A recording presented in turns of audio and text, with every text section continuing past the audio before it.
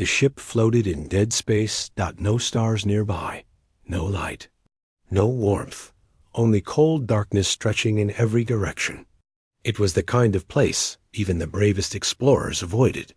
But the crew of the Zorvan 5 was not known for bravery. They were scavengers. 6 aliens, all from different species, crowded the bridge. Their ship was small and worn, patched together with old metal and borrowed parts. But today, luck had found them. "Scan again," said Captain Roldick, a short, sharp-scaled Ricard with yellow eyes. "We already did," answered Krall, the ship's sensor operator, 3 times. "It's not a ghost signal. The ship is real." "And old," whispered Nara, the pilot. Her voice trembled. "Too old." No ship should be that old and still floating. The derelict ship ahead of them looked like a giant arrowhead. Its metal was dark and smooth, with strange markings no one could read. No lights, no movement. It should have been silent, but the Zorvan 5 sensors were picking up something, a heartbeat. "Life sign detected," said Krall again. "Just one, weak, inside a cryocamera." Ralvik hissed through his teeth. "What species?" Krall looked confused. "We don't know. No match in the database. Genetic markers. They're ancient. Pre-galactic expansion. Possibly older." Nara turned from the controls. "That's not possible. The oldest ships we know are 10,000 years old. This one looks prehistoric." Ralvik nodded slowly. "Exactly. Which means it's valuable. We're docking." "But Captain," "I said we're docking. Bring it in, and arm yourselves." As the scavenger ship moved closer, the crew fell. Silent, the derelict ship had no visible damage. No scorch marks. No signs of battle. It looked almost preserved, as if time had passed it by. The docking was slow. Careful. They extended their tube and locked on. "Open the hatch," Ralvik ordered. With a hiss of pressure, the ancient door opened. A cold, dry air flowed in. The smell of dust and age filled their lungs. They stepped inside with weapons raised. The hallway was wide and smooth, metal black like obsidian. Symbols ran along the walls, sharp, clean lines that glowed faintly as they passed. "What language is this?" asked Nara. "No known dialect," Krall whispered. "Maybe it predates us all." They moved deeper, following the signal. The ship was silent, yet something pulsed beneath their feet like a heartbeat far below. After 10 minutes, they reached a sealed chamber. The door opened on its own. Inside was a single CRYO-pod, and in it, a human. He looked peaceful, asleep. His hair was dark, his face calm, skin pale but healthy. He wore a simple dark suit with a strange symbol on his chest, 3 stars and a triangle. No one spoke. The scavengers stared. None of them had ever seen this species before. "I've seen pictures," Krall said finally. "Old ones. In band. Archives. From the edge of known space." Ralvik turned slowly. "You're saying this is human?" Krall nodded. "But that's impossible. Humans just joined the Galactic Council 50 years ago. They were stuck on their home planet for most of history." "Then what is this?" Ralvik pointed at the pod. "How did he get here? And why is this ship older than any we've seen?" They stood in silence. Then the human opened his eyes. At first, no one moved. The man inside the pod blinked. His eyes were a pale silver, sharp and aware. Slowly, he sat up. The glass of the pod dissolved with a soft hum. He looked at them. None of the scavengers dared to speak. Then he whispered something. It was not in any known language. But somehow they all understood. "Where am I?" The translator chips in. Their ears flickered, struggled, and failed.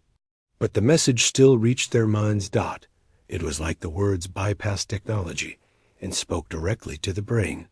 The man stood. He was tall, strong, calm. Nara stepped back, her weapon shaking in her hands. He looked at her. "Do you remember the stars?" he asked softly. She dropped her gun. "Who are you?" Rulvik demanded. The man tilted his head, thinking. "I don't know. I remember fire, falling, silence. Then darkness." He looked around. "This ship," he said, touching the wall. "It's mine. How old is it?" Crawl asked. The man didn't answer. He closed his eyes, touched the wall again, and whispered a word none of them knew. The ship lit up. Power surged through it. Lights flickered. On. The floor pulsed with energy. Suddenly, the scavengers' equipment overloaded. Their screens blinked. Comms failed. Then a voice echoed through the corridor. "Command Unit Alpha. Reactivation complete. Welcome back, Firstborn." They froze. "Firstborn?" Rulvik asked. The man turned to him. "I think we were first. Before your empires, before your councils, we ruled the stars." He stepped out of the pod and walked toward them. But something happened. A war, maybe. A betrayal. I don't remember. But we were erased. He looked down at his hand. I was kept here, to wake if the stars ever forgot. He smiled sadly. And they have. The floor rumbled. Systems deep in the ship came online. Holograms lit up around them, maps of galaxies long dead, star systems no longer existing, ruins now buried. This was not a scavenger ship.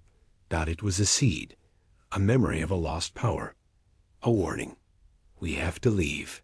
Nara whispered. "RULV." Kay nodded. "Agreed." But the man raised his hand. "You came here for salvage. You thought this was a grave." His eyes glowed faintly. "But it's not. It's a beginning." Crawl spoke up. "Why can you speak to the ship? Why does it call you Firstborn?" The man looked at him. "Because I am." And with that, the ship moved, without any controls, without any help. It turned facing the galactic core. Engines that had not fired in 100,000 years roared back to life.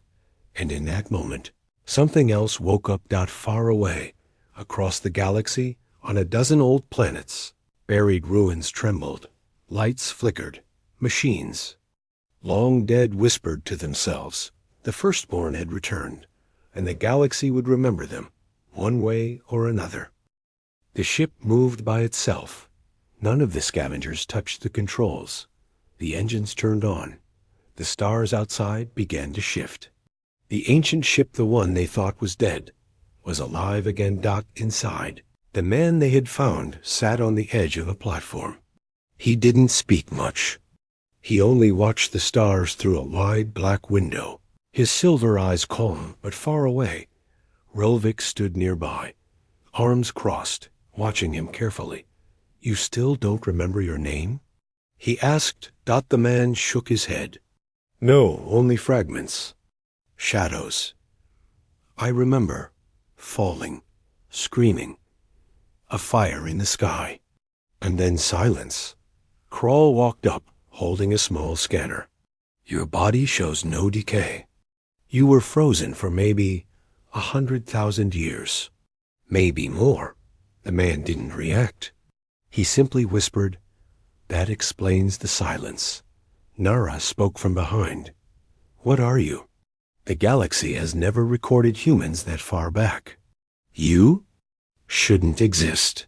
The man slowly looked at her. "I existed," he said. "We existed. We walked the stars before they had names." A crew didn't speak. He stood and walked toward the central console. As he touched the black panel, a soft, blue glow appeared. A holographic star map unfolded in the air, but it didn't match any known records. Dozens of star systems appeared. Spirals, lines, coordinates, all wrong. Rulvik leaned in. "These charts? They're not from our galaxy." The man nodded. "They were. Before the drift. Before the great shift. What shift? Kroll asked. The man tapped a star on the map. Galactic center. Black hole expansion. It changed positions of hundreds of stars over time. These are the old maps, before the stars moved. He moved his fingers slowly through the air, redrawing. The galactic arms. The map changed, then changed again. The stars spun until suddenly, the crew gasped. It was their current map, but created by hand. You remembered all that? Nara whispered. The man looked at her. I don't remember names or people, but I remember the sky. It's burned into my mind. The ship shuddered. A system appeared ahead, a red dwarf star. A dead world circled it. Destination reached, the ship's voice said, that no one had given it orders. What's on? That planet? Rolvik asked. The man didn't answer. He walked to the front window and placed his hand on the glass. I think. A key.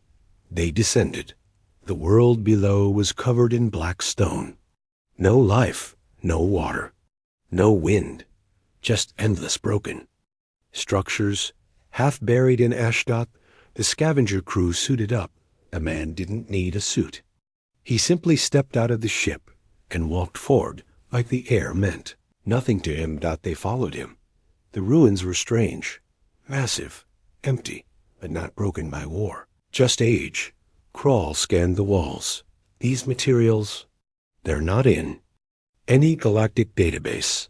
This city is not alien. It's not even built like alien civilizations. The math behind the structure is human, but it's too perfect. The man stopped in front of a large black door. It was smooth, seamless. He said one word. The door split open. The crew froze. Nara whispered, What did you say? The man tilted his head. It was a command. I don't know what it means, but the door knew it. They stepped inside. The chamber was vast. At the center, floating in the air, was a glowing crystal cube. It pulsed slowly, like a heartbeat. Around it were more symbols, same as on the ship. The man stepped forward. This is a memory core. A what? Rolvik asked. It stores moments, lives, history. It speaks to those who can hear. He touched it. And suddenly the room changed. The air grew heavy. The walls disappeared. They were floating in space, but not the space they knew. A vision unfolded. Before them, gigantic ships filled the stars. Humans, thousands of them, stood on platforms, controlling entire fleets with thoughts alone. Worlds lit up with light, not war. Trade, peace, growth. And darkness. An attack. Ships falling, stars burning. A group of alien races frightened, angry, uniting against humanity. Not because humans were evil, because humans were too strong. War was short, terrible. Humanity was outnumbered, but not outmatched. The aliens feared extinction. They created a weapon, a machine that could erase memory, history, identity. They didn't kill humanity. They made them forget. The vision ended. They were back in the chamber. Everyone was silent. Kroll fell to his knees. That was real. The man stepped back. His eyes were full of pain. They didn't destroy us. They buried us. And I was left behind to wake if the stars forgot. Relvik stood stiff. Then who are you now? The man closed. His eyes, a shadow, a ghost, but the stars know me, and the old systems still obey. He turned to the core again. It spoke. Recognition confirmed. Rank, High Admiral. Name, redacted. Clearance, absolute. Suddenly, machines deep in the city rumbled. Power returned. Light spread across the ruins like fire.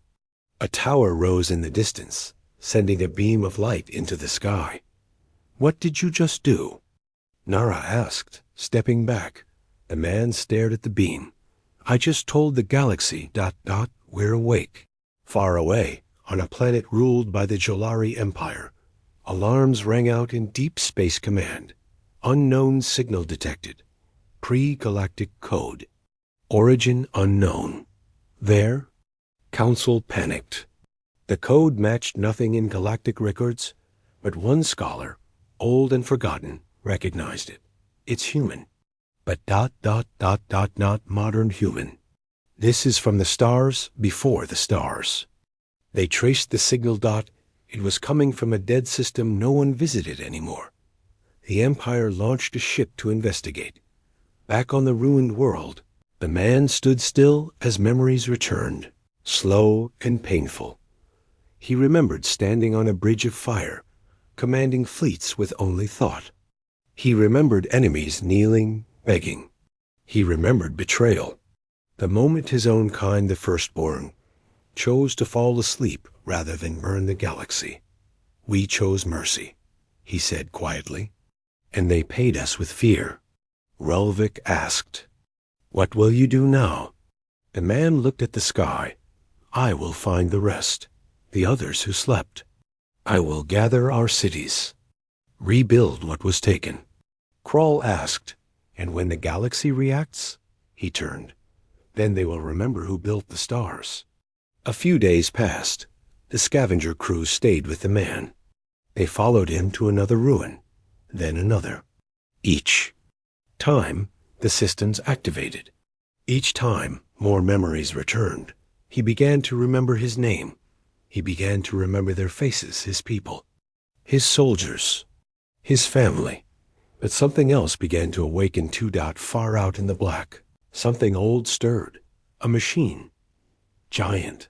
Floating in silence for hundreds of millennia. It had one purpose. To destroy the firstborn if they ever returned. Galaxy had prepared for this. Asterisk, and now the countdown had begun. They found the artifact buried beneath black sand. The world was quiet, distant, and forgotten. No life, no cities. Just long cracks in the ground and cold wind blowing across endless wasteland. A scavenger crew stood near the edge of a crater, staring at a strange object half buried in the dirt. It was massive, 40 meters high. A black tower made of smooth metal. No windows. No seams. It looked like a dagger stabbed into the planet. Relvik scratched his head. It wasn't here before. This planet was mapped 6 years ago. Flat desert. No towers. The humans stepped forward. The one they had rescued from the ancient cryopod. His name was still unknown, but he remembered more now. He had fragments of battles, faces, stars that no longer existed, and a name once spoken with fear. Firstborn. "This tower is not new," he said. "It was hidden, shielded. You only saw it now because I activated the old beacons." Nara, the pilot, stood beside him. "What is it?" The man stared at the structure. "A memory vault, built before the fall, before the silence. Each one contains a piece of us, of who we were." They stepped closer. The wind around the tower stilled, as if holding its breath. The surface reflected nothing. Light bent strangely around it. Krall scanned the metal. "It's made from nothing we know. Our scanners don't even touch it. It's like it isn't real." The human placed his hand on the surface. It lit. Up. Lines of golden light ran across the tower's face. Symbols glowed 3 circles, each inside the other, turning slowly. Then the tower spoke. The voice was calm, deep, not male, not female, just ancient. Recognition. Firstborn DNA detected. Initiating wake sequence. The ground rumbled. Dust flew into the air. The tower opened with a slow hiss, revealing a large chamber inside, perfectly clean, perfectly lit. There, floating above a round pedestal, was the artifact, a black cube, small, silent. But the moment the human stepped inside, it began to hum. The scavenger crew stayed back, Crawl whispered, "It's reacting to him." Rulvik nodded. "Or it's waking up." The man approached the cube dot as he neared. It floated higher. Then it spoke, not in machine code, not in galactic standard dot. It spoke in his voice. "We knew they would fear us. We knew they would erase us. So we buried the truth in pieces. If you hear this, then one of us still lives. And the galaxy has forgotten who we are." The man stood still. The cube continued. "This is your legacy. Your command. Your weapon. You are not new to the stars. You are not lost. You are the first flame." Suddenly, the walls of the tower lit up. A map appeared. A star map, far older than anything the scavengers had ever seen. Dozens of red points marked across the galaxy. Crawl stared. "What are those?" The human answered slowly. "Vaults, cities, ships, weapons, everything we once had. Scattered, hidden, asleep." Then the cube gave one final message. "Find them. Unite them.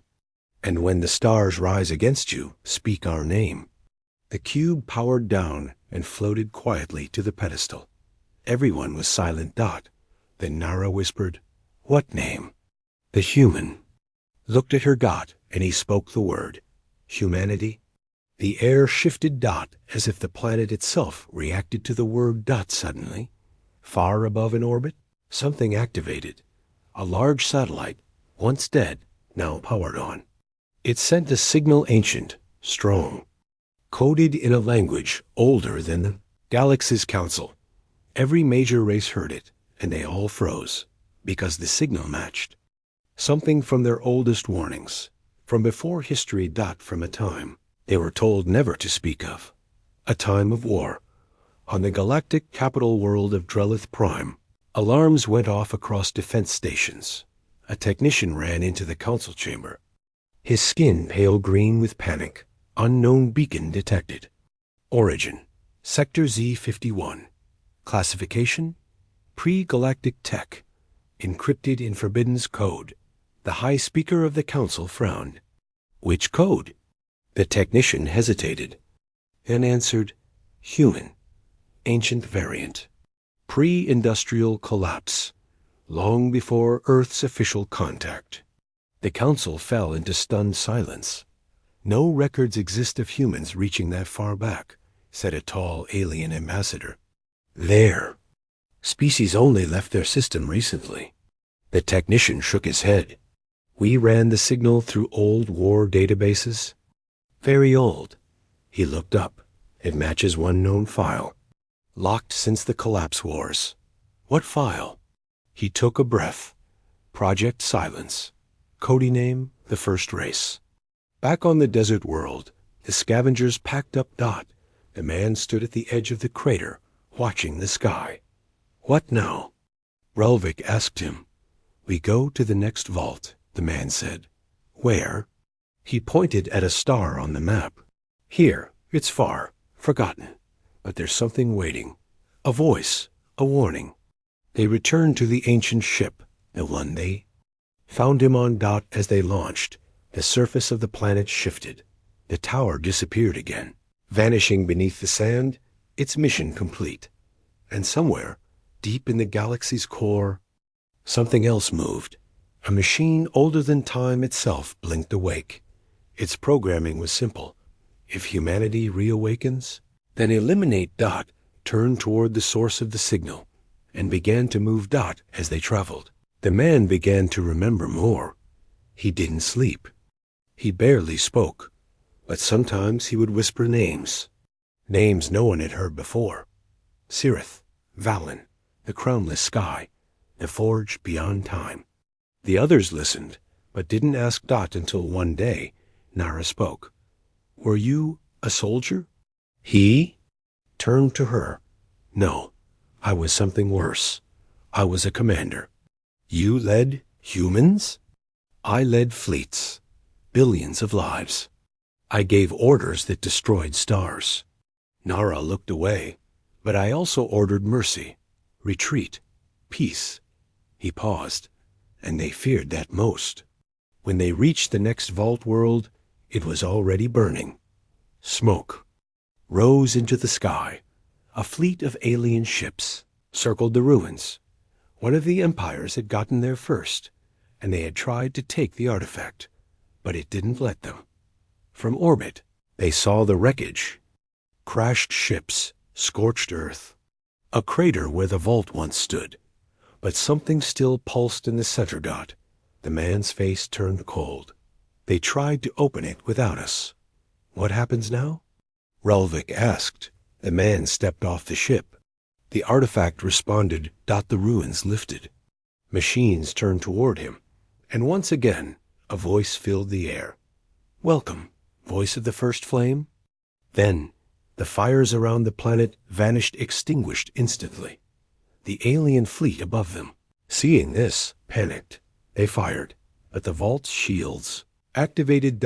Every shot bounced away. Then the man whispered one word, and the vault returned fire. From the ground, a beam of pure white light fired upward. The sky cracked. 3 alien warships vanished into dust. The rest fled. And silence returned. The scavenger crew stared at him. Crawl finally spoke. You have control over weapons like this? No. The man said calmly. This is nothing. These are only fragments. Memories.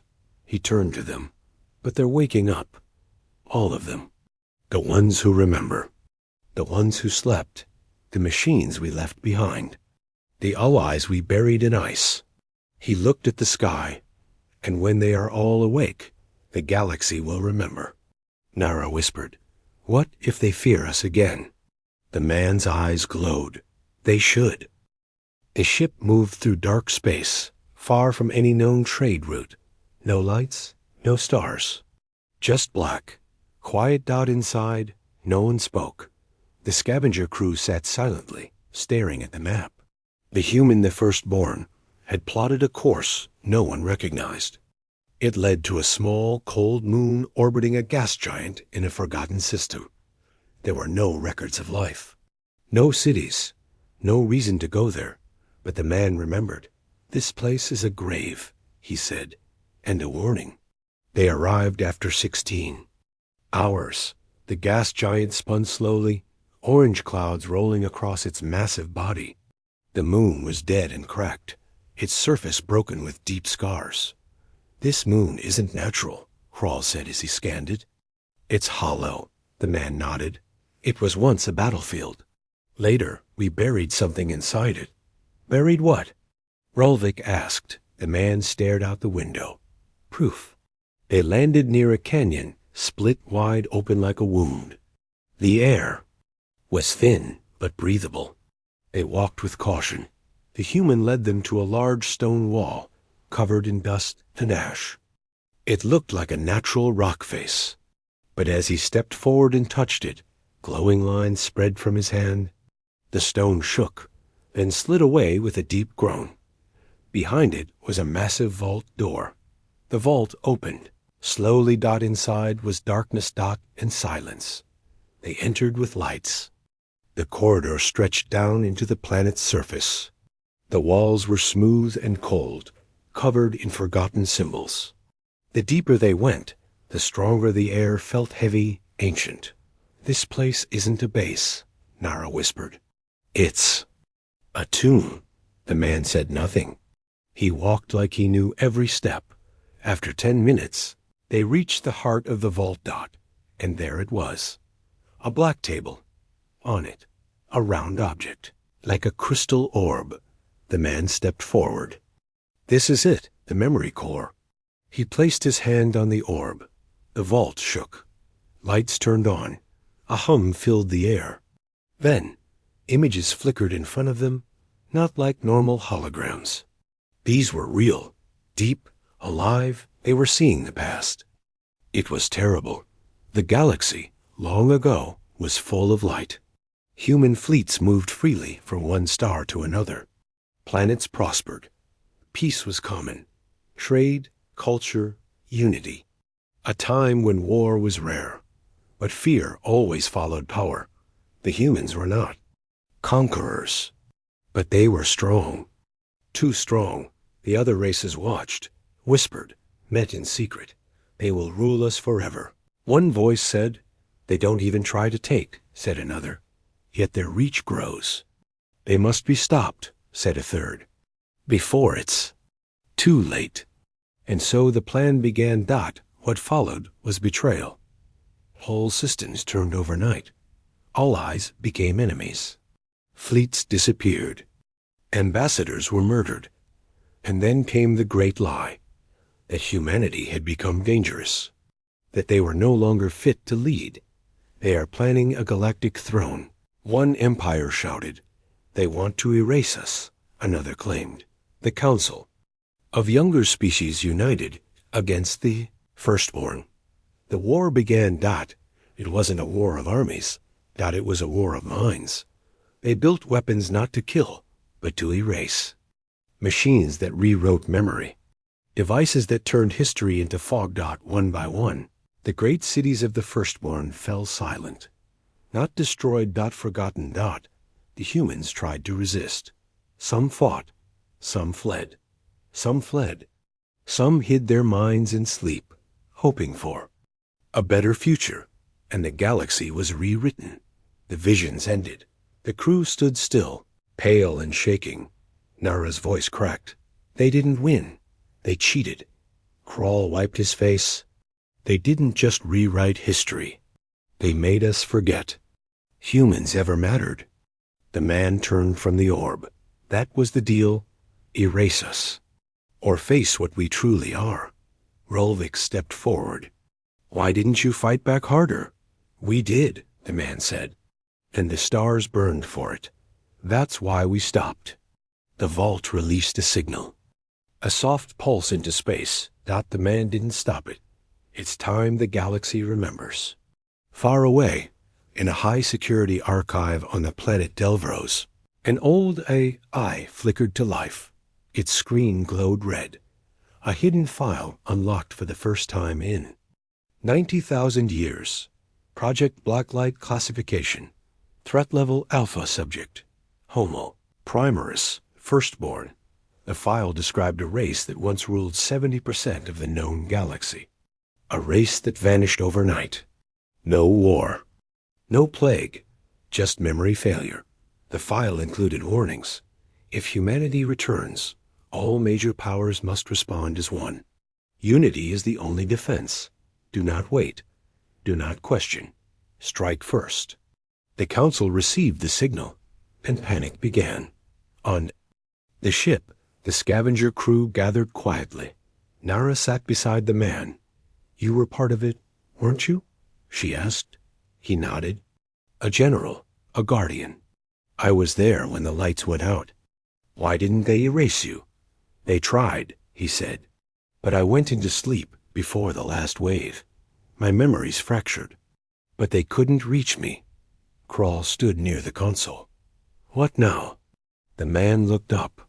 "We find the others. The ones who hid. We were many." Rolvik shook his head. "They'll come for you. Every empire. Every fleet." The man smiled a cold, quiet smile. "Let them." As they prepared to leave, something happened. An explosion rocked the ship. Sirens. Screamed. Krall ran to the controls. A ship just dropped out of warp. "Whose?" Rolvik barked. Krall stared at the screen. "It's the Varn Dominion. Heavy cruiser. Fully armed." They traced the vault signal. The crew froze. "They're powering weapons," Krall said. "They're going to destroy the vault." The man stood slowly. "They fear the truth." He turned to the open chamber. No more forgetting. The human walked out of the ship. No armor. No weapon. Just silence. Above. The Varn cruiser aimed its main cannon. The man raised his hand. He spoke a word in an ancient tongue. The vault glowed. Beam of white energy shot into the sky, striking the Varn cruiser. It did not explode. It simply vanished. Molecule by molecule. Gone. The scavenger crew watched from the ship. Rulvek whispered. "What did he say?" Krall answered. "I think it was a command." In the first language. Nara turned to the human as he re-entered the ship. What word did you use? He looked at her. Remember. Cold stars shimmered over the dead world. No winds blew. No life stirred. And yet, deep under the stone surface, machines still hummed machines, not made by any known species. They had been buried for a very long time, hidden, waiting. In orbit. The Terran scout ship Vigilant Hawk held position. Silent, UNNOVING. Captain Elia Marrow stood at the main viewport. She stared at the cracked gray world below. It's not on any chart, she whispered. No name, no history, no signals. But something brought us here.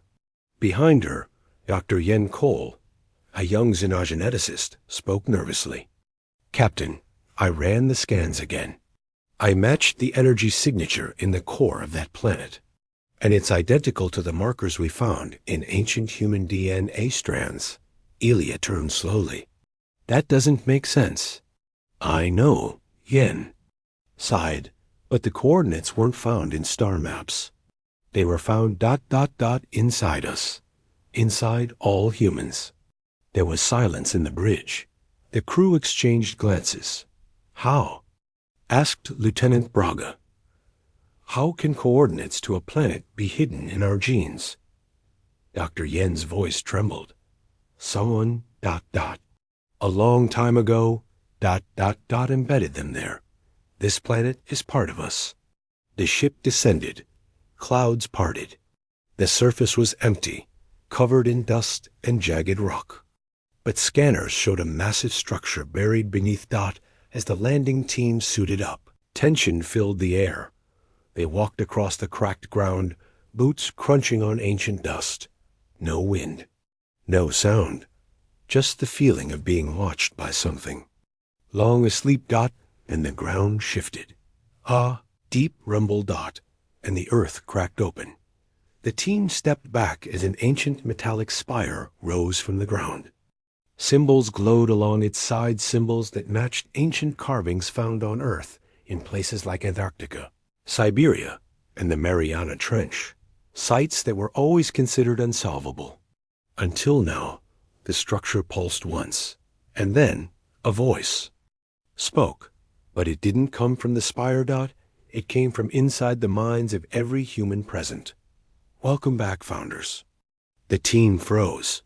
Even their translator units didn't activate. The words were not heard. They were felt. Yen gasped. It's communicating directly, through our biology. Captain Elia whispered, It knows us. The spire opened. A long ramp descended underground. Lights flickered on, guiding the path. We go in, Elia said. No one argued. Inside was a massive chamber filled with machines that looked older than any known civilization. They glowed with warm, pale light. The walls showed images, millions of them etched in shifting metal. Scenes of Earth before known history. Giant cities, floating towers. Humans walking beside beings not seen in any current records. Dr. Yen stared, wide-eyed. This is a record of something that predates everything. It's not just technology. It's memory. One image showed Earth in flames. Another showed a fleet of human ships leaving the planet. Yen's voice shook. We left Earth once, a long time ago. We returned later, as if it was new. But we were already there once before. Elia looked at the final image. A warning, a black shape in the stars. Its form was unclear, but it looked like a massive creature, part machine, part shadow. And it was devouring stars. Text below read. They will return. You must remember what you were. Alarms blared suddenly. The Vigilant Hawk signaled. Unidentified fleet inbound. 11 ships. Not answering hails. Captain Elia looked up. They found us. Yen's voice was calm but serious. Captain ... They're here for this place. They don't want us to remember. Elia nodded once. Then we fight, not just for survival, but for the truth. Back on the ship, the crew prepared for battle. But the buried station sent out a final surge of energy that the DNA inside every human on board responded.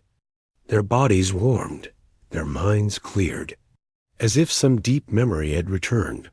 They were not just explorers, not just survivors. They were returning founders of a galaxy that had forgotten their name. The ancient signal echoed again, deep into space. Humanity has awoken. Let the stars remember. And across the galaxy, old enemies felt a chill they could not explain. Something ancient had returned, and it was angry. The wind howled across the burned plains of Talaris IV, stirring the blackened soil. Ash fell from the sky like snow. Once, this planet had been full of life jungles, rivers, even cities. Now it was just fire scars and ruins. Commander Jace Rowan stepped down from the dropship ramp, his boots crunching into the brittle ground. The air still smelled of plasma burns and death. His team followed close behind, silent. No one spoke. There were no birds, no insects, no signs of life. Just the empty hum of scanners and the faint clicking of Geiger counters. They were here. For one reason. To find the human archive. The galaxy called it a myth and ancient storage, vault buried under one of humanity's forgotten colonies. But after the last battle, where the Varnock Empire turned Talaris IV into glass, a weak signal had been picked up. A distress beacon broadcasting in Old Earth English. A language almost no one used anymore. Jace had recognized it. The voice on the signal was distorted, barely clear. They're not gone. We were first. Dig deeper. That was all. JACE and his team weren't soldiers anymore. Not after what they saw during the siege of Grelin 9. But this mission felt different. Felt older. Felt destined. They crossed the broken remains of a city, the buildings half melted, the ground still radiating heat from orbital bombardment. Drones hovered above, scanning every crater and fallen statue. And then they found it. A crack in the ground, hidden beneath the ruins of a stone monument. Not made by the Varnock. No. This was different. Older, smoother, as if someone had carved a tunnel long ago and sealed it tight. Lieutenant Era knelt beside the crack. It's not natural, she said, brushing off ash. The stones, too. Smooth. This isn't a collapse, it's an entrance. Jace nodded. Then we go in. They descended slowly, flashlights piercing the darkness. The air changed, became colder, cleaner. Deeper they went, until the walls changed from rock to metal. Old human metal. The corridors were silent, powerless. Dust covered everything. But there were no bodies, no signs of struggle. And then the lights flickered on. Ancient systems hummed.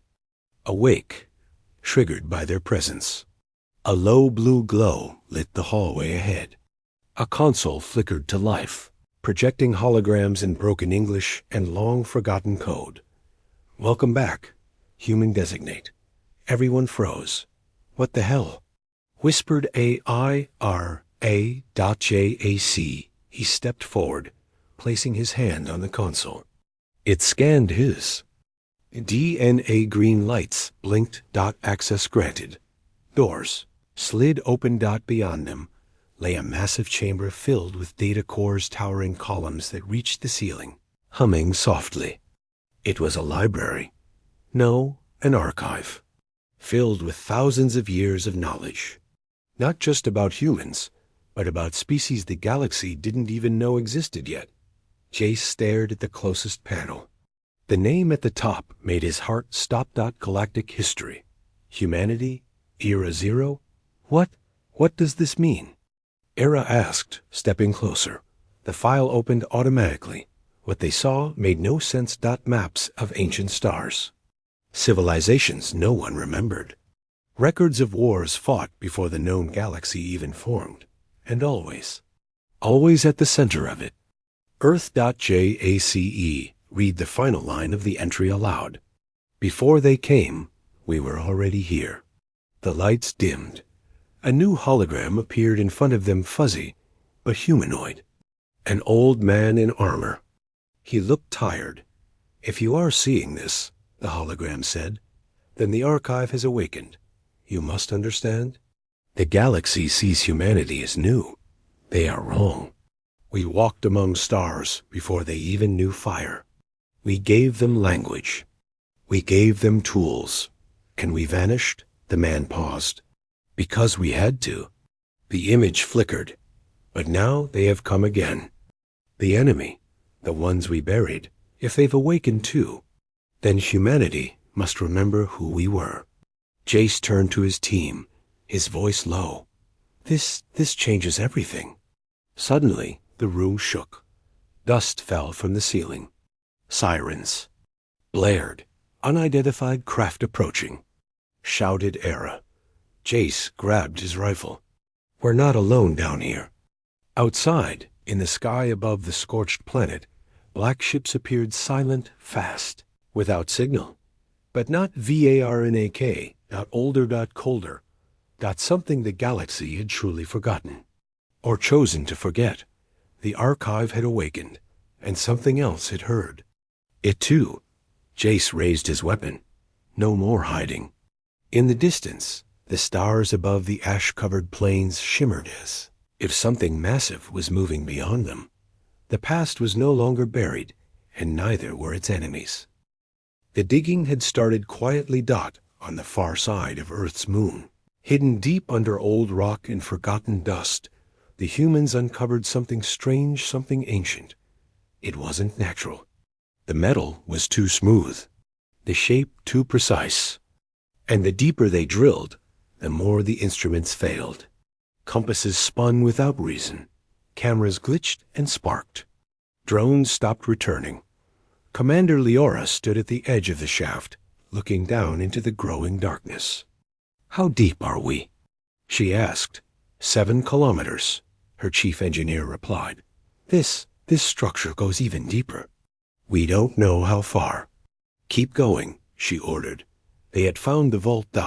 No one had built it and recorded. History. The vault walls bore symbols no one could read, not in any language stored in any known database. Not from Earth, not from the stars. And yet, the deeper they went, the more familiar it felt. Like something buried in human memory. Long forgotten. The dig team tried to force entry. Explosives didn't scratch the surface. Plasma cutters overheated. Then one night, during a storm on the lunar surface, it opened on its own. The entrance yawned like the mouth of a giant beast. Cold air rushed out. Air, not vacuum. "How is their atmosphere?" Someone whispered. They stepped inside. The halls were dark, metallic, silent. Lights flickered on as they walked, triggered by presence, as if the place had been waiting. Inside were rows of stone coffins, taller than a man, sealed with glowing blue bands. "What is this place?" asked a soldier. A small sign sat beside the first coffin. Written in Earth English, "They will return when the time is right." Panic rose. The writing wasn't fresh, it was old, very old. Carbon dating later revealed the metal surface was over 300,000 years old. That made no sense. Human civilization only reached space less than 300 years ago. But these signs, these rooms, even the very construction, it was made by humans. Ancient humans. Thousands of generations ago. Or something that looked just like them. The news never went public. Earth Command sealed the site. A cover story was created mining accident, radiation. The dig team was reassigned. Some of them retired early. Others simply vanished. But some things can't stay buried because someone or something else had also been searching for the vault. An alien fleet, the Siren Collective, appeared just outside lunar orbit, silent, watching. They didn't speak, didn't threaten, didn't fire.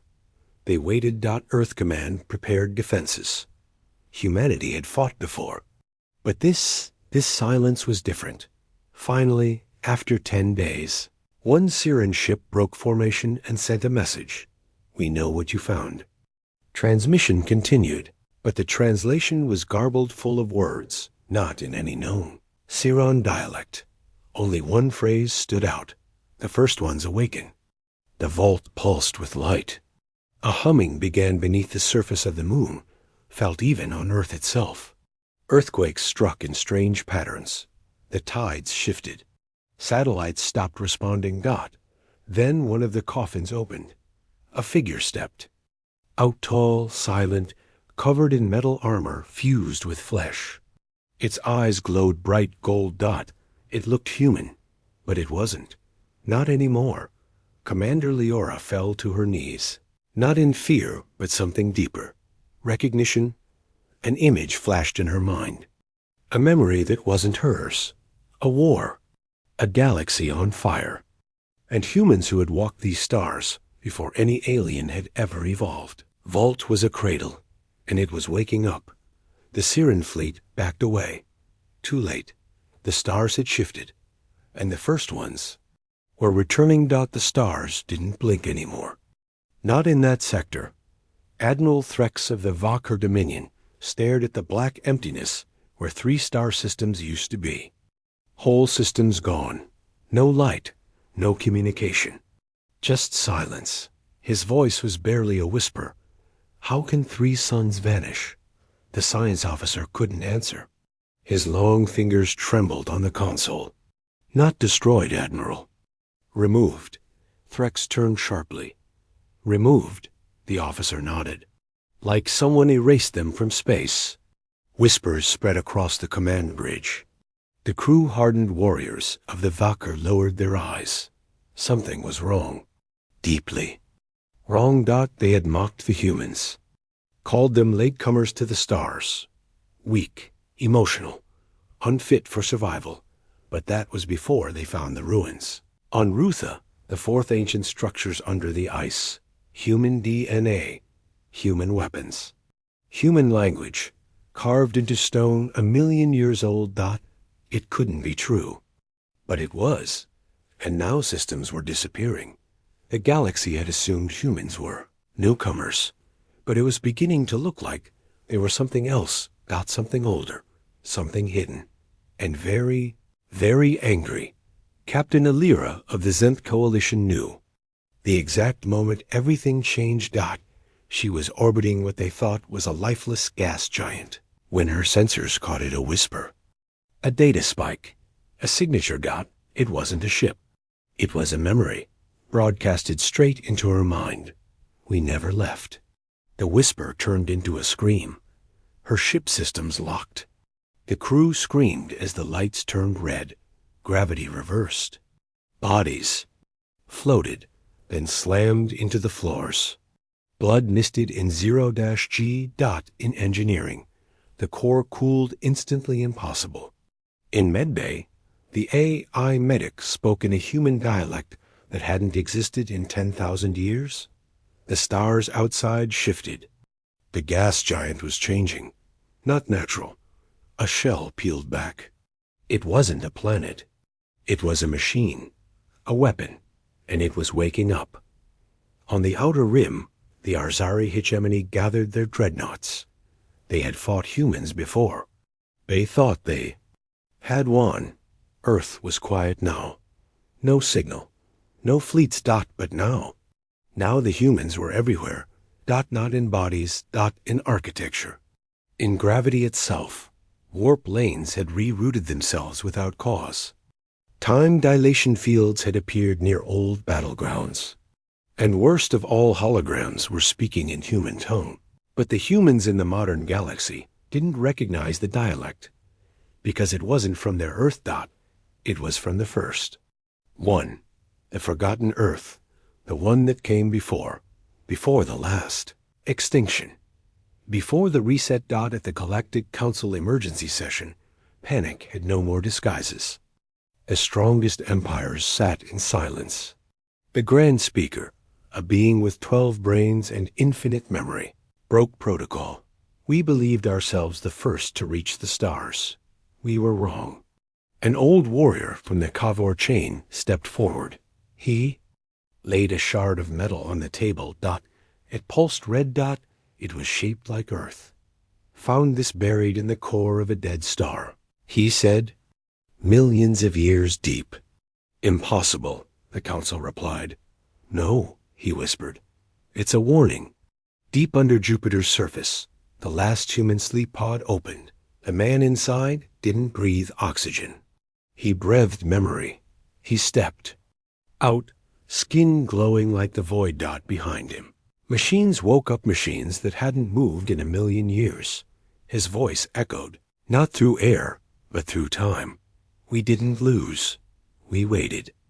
On the far edge of the galaxy, fleets vanished. Entire worlds blinked out, not destroyed. Reclaimed. A message appeared across every star network. On every ship, every screen. We never left. We just stepped aside. Now we return. The Newcomers had ruled for long enough. The galaxy had forgotten who built the first roads between stars, who made the wormholes, who tamed gravity. But they would remember now, because humanity was not rising. They were awakening, and they had already been everywhere. Watching. Waiting. And now the war would begin again. For power, not for revenge, but for truth. And this time there would be no mercy. The desert was endless, dry, empty, dead, so they believed, until the scout team sent a silent signal back, a signal without words, just coordinates and one strange symbol, a black circle with sharp lines cutting through it. Captain Juno sat inside the command drop pod, watching the signal blink on her holo display. Her fingers hovered above the reply keys, unsure whether to send a confirmation or not. The team that sent it, Squad Echelon, had been missing for 3 Earth Standard days. Now, without explanation, their beacon returned. No voices, no video. Just that strange symbol. Are we going in? Asked Lieutenant Shaw, a former Marine turned Pathfinder. Juno didn't answer. She stared at the symbol. It felt familiar, like something she'd seen before, but couldn't place. Gear up, she finally said. The ship dropped through the ash clouds and settled on the rusted dunes below. A dead world. No wildlife, no movement, just wind and silence. Until they reached the crater, the sand sloped inward like a great bowl, and in the middle, it stood, an ancient structure, tall, broken, but still standing. It looked like a tower, but wrong. Its walls were made from black stone that shimmered like it was alive. It had no doors, no windows, but the symbol was carved deep into its side. This structure wasn't built by any race we know, whispered Shaw, scanning the surface. Maybe it wasn't built at all, said Juno quietly. Her voice sounded strange in her helmet. As they approached, the ground beneath them vibrated. Not violently, but like a heartbeat. One of the engineers, Miro, stepped forward, holding a scanner. This place is giving off signals, human signals. What? Juno turned sharply. Ancient ones, he added, buried deep in the walls. Earth military code, very old, like centuries. Thousands of years, maybe. Shaw stepped back. That's impossible. We just reached this sector 50 years ago. There's no record of. But he stopped. His suit sensors picked up something else. Footsteps. Not from them. They turned. From behind the tower, a figure walked into view. No armor, no weapon. A human. But not quite. His skin was pale gray. His eyes completely white. His body thin, tall, like stretched clay. He wore tattered remnants of an old Earth Navy jacket. From the pre-expansion era. He raised one hand. Do not awaken it, the figure said. His voice echoed through their coms, even though no one had linked to him. Juno raised her weapon. Who are you? I am the warning, he said. Before anyone could ask more, the tower began to glow. Thin cracks of red light spidered up its surface. The man turned his head toward the tower. It has seen you. It remembers. Remembers. What? Juno demanded. That humans built it. Long ago, and left it sealed. Miro's scanner beeped wildly. There's something under the surface. Something huge. The ground shook. The sand slid away. Black metal bones began to rise from the desert, uncovering a city buried beneath the same black stone, the same strange patterns. The team stood still. A buried city. A dead city. A human city thousands of years old, hidden in a sector believed. Unexplored. Who were they? Shaw asked quietly. The pale man didn't answer. He was gone. Disappeared like smoke. Juno stared at the massive structure now rising in front of them. A tower. Yes, but now it was clear.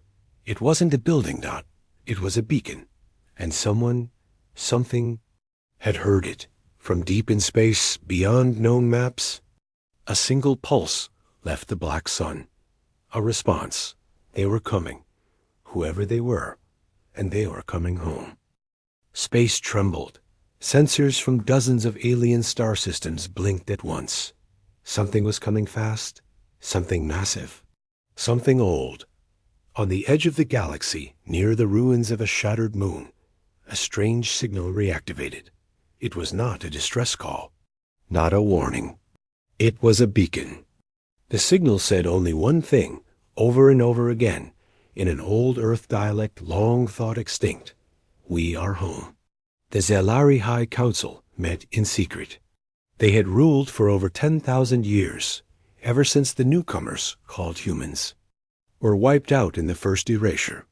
Or so they thought. Now, an energy signature matching the ancient Earth warships, those dreaded Titanbarn-class vessels, had been detected. But that was impossible. The last known human ship was destroyed 3,000 years ago in the Battle of Jernek's Rift. The galaxy had moved on. History had been rewritten. Humanity was a myth, a footnote in archives barely touched. But now, they were back, not with fleets, not with ambassadors. Just one ship. One impossible, massive, burning ship that cracked open warp gates and melted defensive satellites as it returned to the galactic core. The hull of the vessel was black and scarred. But underneath the burns and battles was a nameplate written in an ancient, forgotten language. Saul's firstborn. And behind that ship came silence. Worlds that tried to hail it received no response. Stations that aimed weapons at it vanished. Not destroyed, erased. No explosion, no debris. Just gone. Every species who had mocked humanity now whispered one word again in fear. They were the first. We just forgot. Inside the ship, there was no crew, not in the way people remembered. The firstborn did not carry soldiers. It carried memory, history. Wrath, its eye, had awakened after 3,000 years. Of darkness. Its only mission, return to Earth's original throne world, not Earth itself, but Solara Prime, the ancient capital humanity had built before Earth even became known to the stars. But Solara Prime was no longer empty. It was now the home of the mighty Thalvax Dominion. They had built their empire on human ruins. They were about to pay for that. Mistake. The ship didn't use conventional weapons. It didn't need to. It used ancient technology gravity blades that sliced through planets, void collapsers that folded space in half. It moved with the rage of a species erased. The Thalvax laughed at first. Then their moons began to vanish. Their sun dimmed. And then the sky above their capital city tore open. They thought it was a god. It was worse. The firstborn descended. It did not speak. It did not negotiate. It simply played one final message across every frequency in the galaxy. We were here first. And now we remember. And behind that ship, in the trail of its reawakening, humanity stirred again. From hidden colonies, from deep stasis vaults, from cursed worlds the galaxy had forgotten. And one by one, They began to rise. The galaxy had seen. Humans as newcomers. But they had never understood the truth. Humanity had once ruled this galaxy dot, and now they were coming back.